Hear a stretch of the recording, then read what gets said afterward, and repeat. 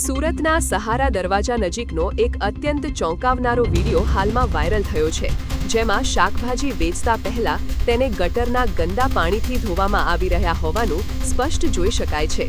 આ વિડીયોમાં ખાસ કરીને લીલા ધાણાને વેચાણ માટે તૈયાર કરતા પહેલા ગટરના પાણીનો ઉપયોગ કરીને ધોવાતા દર્શાવવામાં આવ્યા છે।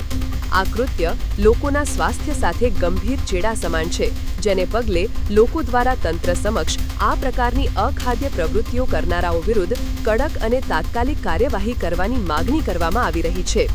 भाइयों आप देख सकते हो, मैं ना सहारा दरवाजा पे खड़ा हूँ। वहाँ पे एक सब्जी मंडी वाला है, जो धनिया होता है उसको है ना गटर की नाली से साफ कर रहा है।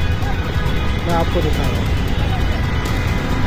वहाँ से ये मार्केट है, इसी मार्केट के यहाँ पे ये बंदा है जो गटर की नाली से ये साफ कर रहा है। आप ये देख सकते हो कि आप यही खाना खाते हो, यही सब्जी में करते हो। ये देखो तो कितनी गंदगी से आप खाना खाते हो, ये ऐसी सब्जियाँ लेते हो। इस पर क्या एसएमसी इस पर कार्रवाई करेगी सूरत म्यूनसिपालिटी कॉर्पोरेशन?